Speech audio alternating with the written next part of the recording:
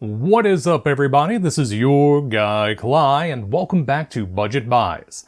And today, I'm going to be taking a look at the Kemove DK61, also known as the Snowfox. I should also go ahead and tell you that this keyboard was provided free of charge by Kemove, but all opinions in this video are my own. They didn't pay me to say anything in particular. With that little bit of admin out of the way, let's go ahead and talk about what's inside the box. Inside this box, you get the keyboard itself, the manual, a USB 2.0 cable with a Type-C connector, a wire keycap puller, a switch puller, as well as 3 additional switches. Before I go any further, I just want to take a moment and show some appreciation for the cable that's included with this keyboard, because it's very different from any of the cables that have been included with the keyboards I've reviewed thus far. Now, it does come with some of the standard features like the angled Type-C connector, the ferrite choke, the nice braided sheath, and even a branded hook and loop strap to make cable storage that much easier. But it also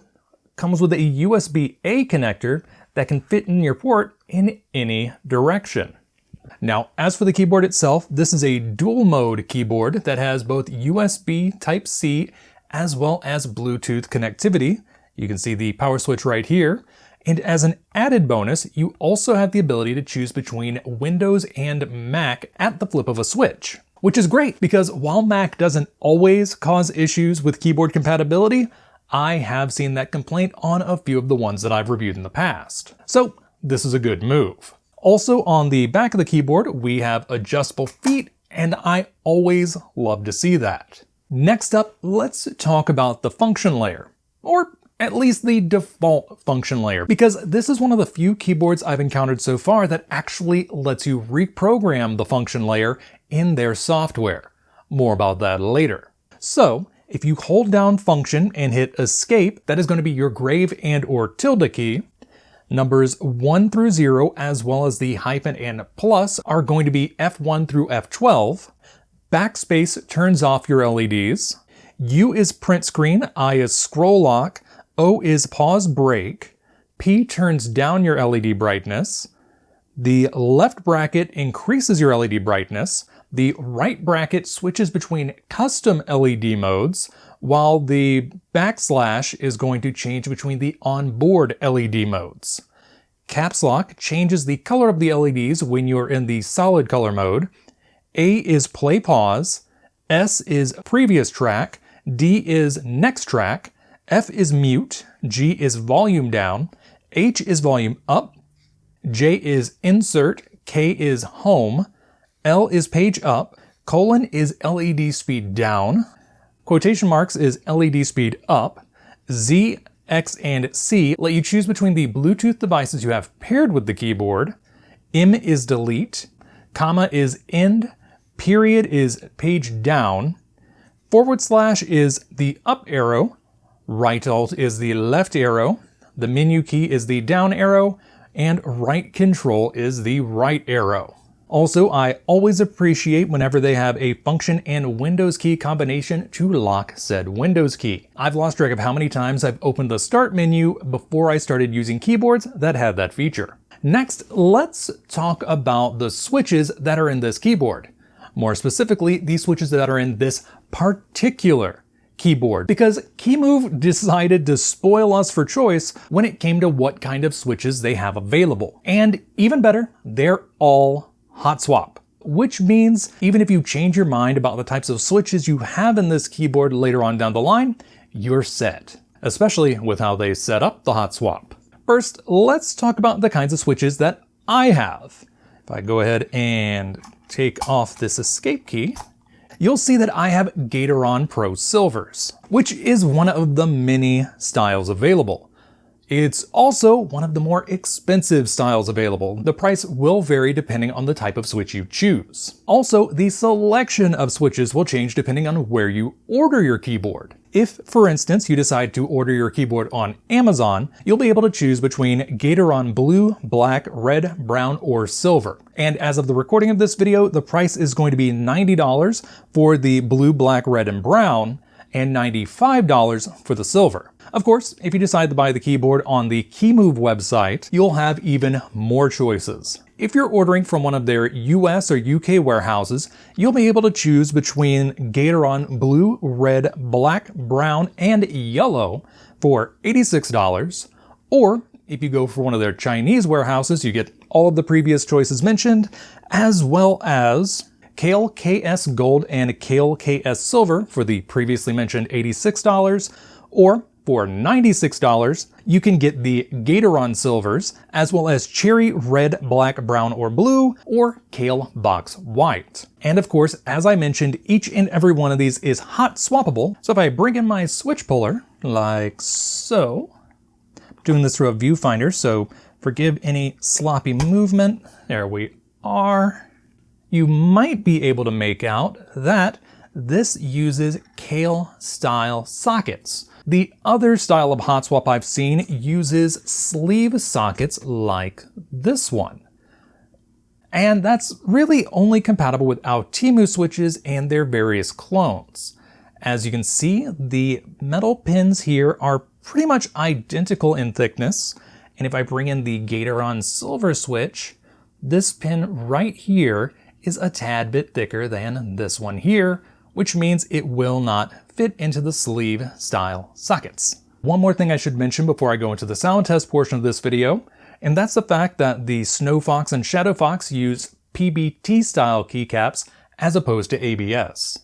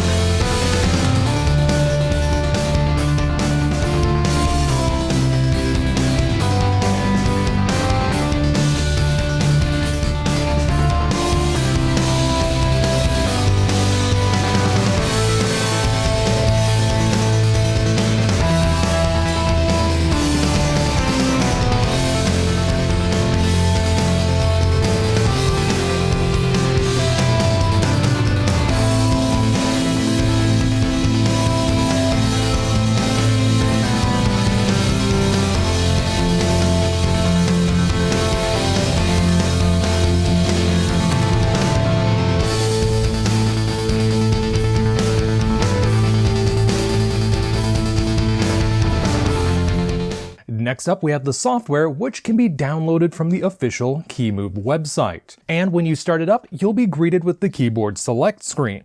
Go ahead and plug in your keyboard and click on the correct model, and we're off to the software proper. Let's start things off with the lighting tab. Here we have a drop-down menu which will allow you to select multiple lighting modes that are not built directly into the keyboard. And when you select one of the lighting modes, you will be able to change multiple settings as well as see a live preview directly in the software.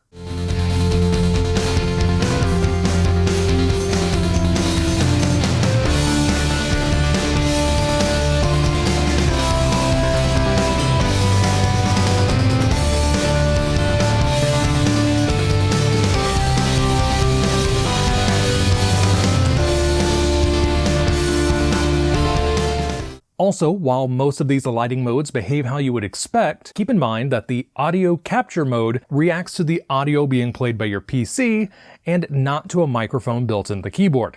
Because, well, there isn't one. Also, you are able to make your own custom lighting modes, but I'll admit I haven't really played around with that feature. Next up, we have the Key Mode tab, and this is where you're able to remap any of the keys on the keyboard. And you can even get creative with it. Not only are you able to change what a key does on a single press, but you could also change what it does on either a short press or a long press, as well as assign something for up to 3 different function layers. And yes, I know some of you are probably wondering why this can do 3 function layers when there is only a single function key, but you could just remap one of the other keys to function 2 or function 3. Of course, you're not just limited to key presses when it comes to remapping. You can also set keys to launch and control media, perform system functions, behave as mouse buttons, disable them, or even have the key toggle between multiple hardware layers, each of which can be remapped in the same way. As for the complex tab, that allows you to combine modifier keys such as Control, Alt, Shift, and Windows to whatever you remap the key to. Next up, we have the tab where you can create macros that you can assign to your keys.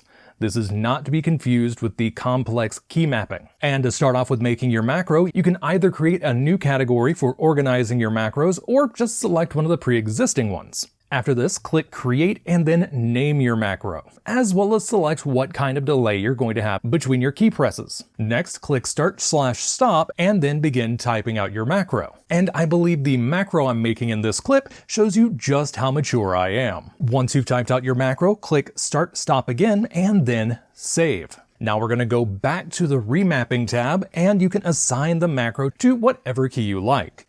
You're also able to change how the macro will behave whenever the key is pressed. Last but not least, we have the Related Program tab. And while I haven't done much with this tab, it does seem like this is where you set up your keyboard so that launching specific programs will automatically activate a specific hardware layer on your keyboard. Though this is of course optional. And that pretty much covers the Kemove Snowfox and by extension the Kemove Shadow. And all in all, I've got to say I really dig the specs on this keyboard, especially the sheer amount of customizability on both the hardware and software side. This is the first keyboard I've gotten my hands on that allows you to not only customize the function layer, but also slip into more and even cycle between like 4 different hardware layers. The customizability on the software side is kind of insane. And if this video got you interested in the Snowfox, the Shadowfox, or any of the other keyboards released by Kemove, I'm going to go ahead and put a couple of affiliate links down in the description below, both for the Amazon listing where you can choose between Gateron blue, black, red, brown, and silver switches, as well as for the Kemove website where you can get that other quite extensive list. And with that out of the way, I think this video has gone on long enough, especially after the software info dump. So, until next time, this is your guy, Kailh, signing off.